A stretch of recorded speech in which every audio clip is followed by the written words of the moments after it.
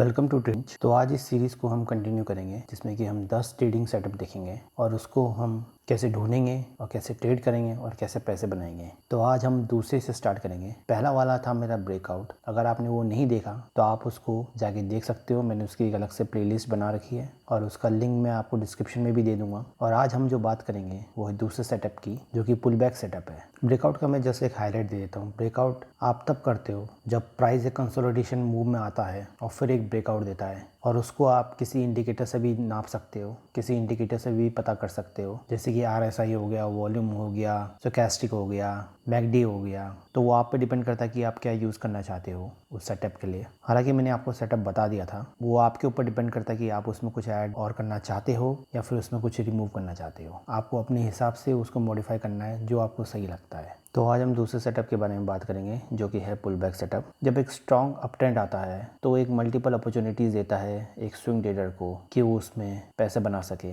अब आप इस दो तरीके से ट्रेड कर सकते हो। पहला है बाई स्ट्रेंथ। जब एक ब्रेकआउट होता है एक टाइट कंसोलिडेशन मूव से, तब आप उसको बाय कर सकते हो। फिर जब वो थोड़ा सा पुल बैक लेता है तब आप उसको बाय करते हो, ये सोचते हुए कि वो भी अप ट्रेंड में ही रहेगा। हालांकि जैसे हमने अभी मार्केट को देखा, आप निफ्टी को ही देख लीजिए। अप्रैल 2020 से अभी तक उसने 17,000 का हाई बना लिया है और कई बार उसने पुल बैक दिया हुआ है और कई बार उसने कंसोलिडेशन मोड में भी आया हुआ है। आप चार्ट में से जाके उसको और देख सकते हो। हालांकि रीज़न रहता है कि वीकनेस को बाय करने का। सभी स्टॉक ब्रेकआउट के बाद पुल बैक नहीं देते। कुछ लोग जो स्ट्रॉन्ग अप ट्रेंड में होते हैं वो आपको एंट्री करने का मौका ही नहीं देंगे। अगर आप पहले एंट्री हो गए तो अच्छी बात है, लेकिन अगर आप ये सोच के एंट्री हो गई कि मैं पुल बैक में उसको दोबारा ले लूँगा तो क्या पता वो पुल बैक में कभी आए ना। तो कुछ सिनेरियो ऐसे भी हो सकते हैं। हमने देखा है कि जो अक्सर जो लार्ज कैप स्टॉक होते हैं वो पुल बैक एक लेते हैं जब एक वो ब्रेकआउट दे देते हैं। तो आपको मेनली लार्ज कैप स्टॉक में ही ट्रेड करना चाहिए, या फिर एक अच्छे स्टॉक जो मिड कैप और स्मॉल कैप में जिन पे कैपेबिलिटी होती है कि वो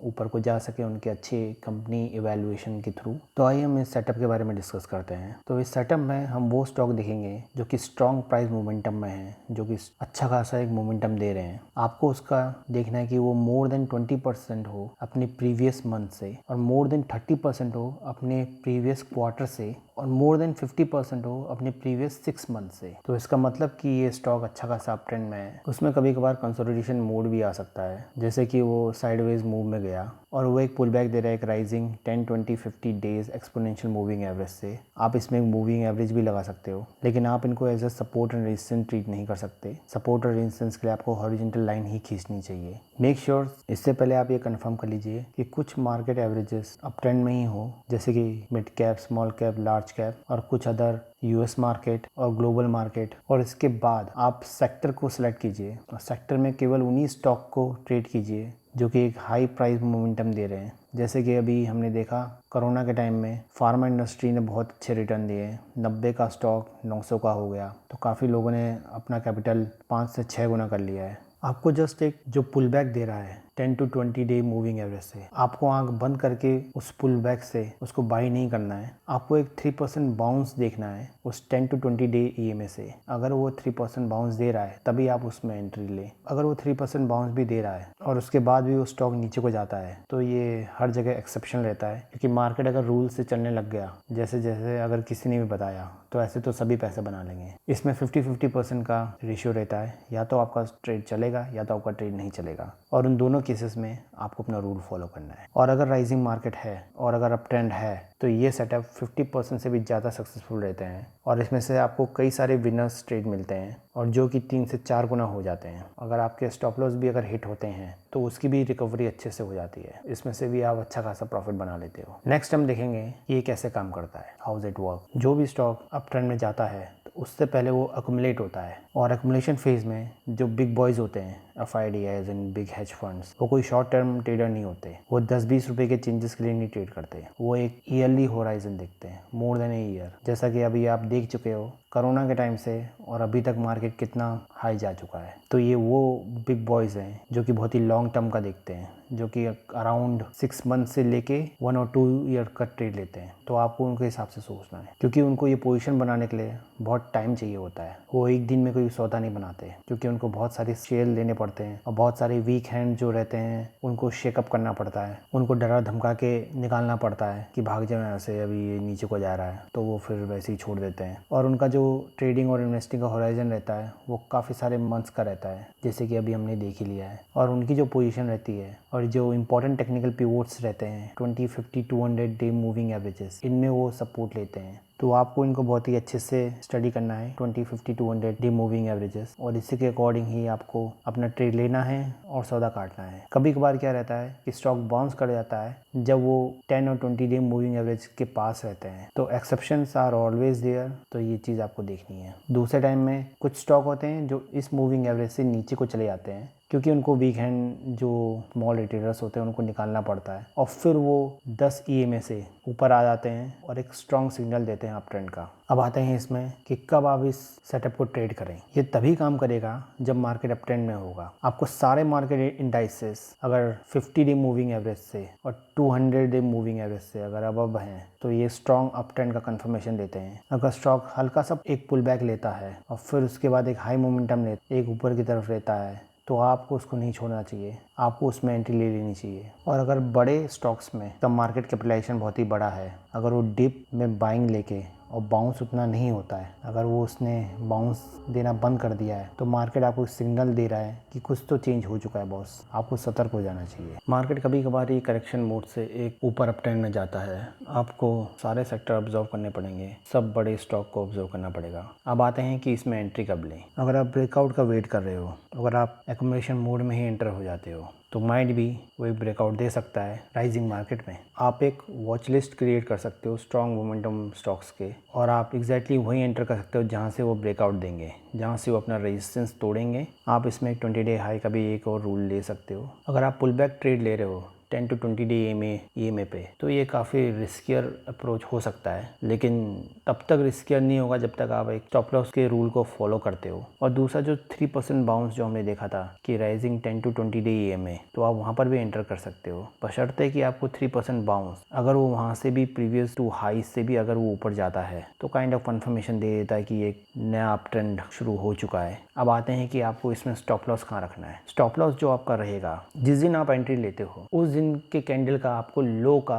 उसका 0.5% लेना पड़ेगा। डे का लो अगर उसके नीचे भी जब वो जाता है, तो आपको उस पोजीशन से निकल जाना चाहिए। या फिर 10 डे EMA, 10 डे EMA का अगर नीचे जाता है, अगर नीचे क्लोजिंग देता है, तो आपको एग्जिट कर देना चाहिए। और इसका एग्जिट क्या रहेगा कि आपको हाफ जब स्ट्रेंथ में हो तभी आपको सेल कर देना चाहिए 2 से 5 दिन के एंट्री के बाद। और जो बाकी जो बचा है वो आपको 10 डे EMA का फॉलो करना चाहिए। अगर 10 डे EMA नीचे क्लोजिंग देता है, तो आपको पूरा एग्जिट कर देना है। पोजीशन साइजिंग का मैंने आपको ऑलरेडी अपने ब्रेकआउट सेटअप वीडियोस में समझा दिया है, तो आप वहां से जाके उसको देख सकते हो अगर आपको और एक्सप्लेनेशन चाहिए तो। अब आते हैं कि आप ऐसे सेटअप कहाँ पर ढूंढें। तो आपको उन्हीं स्टॉक पे ध्यान देना चाहिए जो कि बाउंस कर रहे हैं अपने 10 to 20 डे EMA से, और जो स्टॉक कॉन्ट्रैक्शन मोड में है और अपने 50 डे हाई के भी पास हैं। तो मेनली वो हो सकता है कि अपना ट्रेंड रिज्यूम करें, अपना ट्रेंड कंटिन्यू रखें अगर मार्केट स्ट्रॉन्ग है तो। और आपको स्कैनर्स यूज़ करने चाहिए बेस्ट परफॉर्मिंग स्टॉक को डिफरेंट टाइम फ्रेम में ढूंढने के लिए, जैसे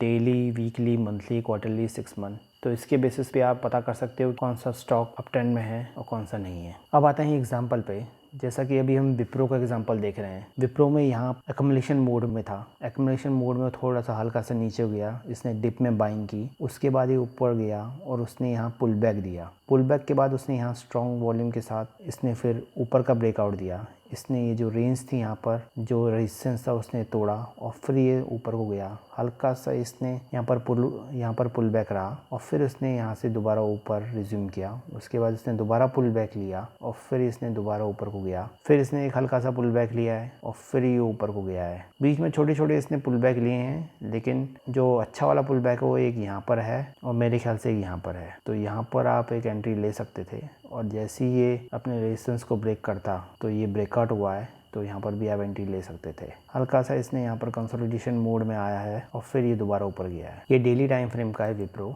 अब आते हैं एशियन पेंट्स में। एशियन पेंट्स में यहाँ पर ये इसने हल्का सा नीचे हो गया और फिर इसने ऊपर को गया है, तो ये हम डाउन ट्रेंड का पुल बैक बोलेंगे।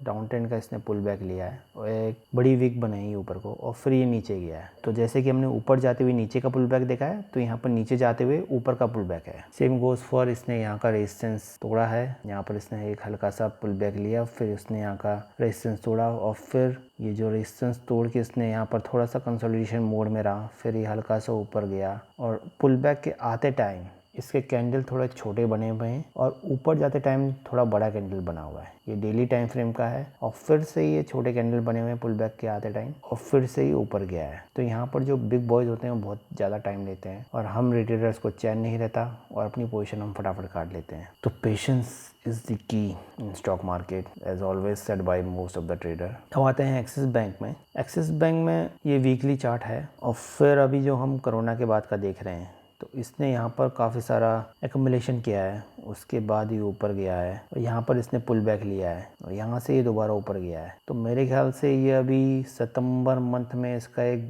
बिग ब्रेकआउट रह सकता है, ऊपर जा सकता है मेरे ख्याल से। देखते हैं, लेट्स से क्या होता है। अब आते हैं बजाज फिनसर्व में। बजाज फिनसर्व में वही कोरोना वाला टाइम नीचे गया एंड देन यहाँ पर खूब सारा एक्यूमुलेशन हुआ, वॉल्यूम्स बहुत ही ज़्यादा बड़े हैं और फिर यहाँ से इसने ब्रेकआउट दिया, यहाँ पर दोबारा काइंड ऑफ एक्यूमुलेशन हुआ, फिर से ये दोबारा ऊपर गया, फिर से यहाँ पुल बैक एंड देन ये ऊपर गया। इसने इसको तोड़ा, रेजिस्टेंस को भी तोड़ा और इसको भी तोड़ा और फिर ये ऐसा ऊपर गया कि पूछो मत। अब SBI लाइफ में आते हैं। SBI लाइफ में वही कोरोना वाला टाइम एंड देन अगेन ये ऊपर गया। This is the big pull back. यहाँ पर उसने अच्छा खासा पुल बैक लिया है और फिर इसके बाद ये ऊपर गया। यहाँ पर इसने हल्का सा नीचे आके थोड़ा कंसोलिडेशन मोड में आया है और फिर इसने दोबारा एक्यूमुलेशन मोड बोल सकते हो आप इसको, और फिर से यहाँ दोबारा इसने ऊपर गया, हल्का सा पुल बैक एंड देन ये ऊपर, देन ये अप ट्रेंड इसने कंटिन्यू किया। फिर आते हैं टाटा मोटर्स में। Tata Motors again corona time and then this इसने ट्रेंड रिज्यूम किया, हल्का सा इसने यहाँ पुल बैक लिया, देन अगेन हल्का सा पुल बैक, देन अगेन फिर हल्का सा पुल बैक, देन अगेन फिर पुल बैक, अगेन फिर पुल बैक। मेरे ख्याल से इसका ट्रेंड ऑलरेडी हो चुका है। इसने तो अपना जो कोरोना से पहले जो हाई था वो तोड़ दिया है, उसके बाद वाला भी हाई तोड़ दिया है। तो मेरे ख्याल से अभी ये नीचे को ही आएगा मोस्ट प्रोबेबली। काफ़ी सारी इसमें कमाई हो चुकी है, 80 रुपये से 360 350 रुपये तक हो चुकी है। तो मेरे ख्याल से अभी ये साइडवेज में ही रहेगा या फिर नीचे को जाएगा थोड़ा बहुत। So this is the end of this slide and stay tune for more update. Thank you for watching this.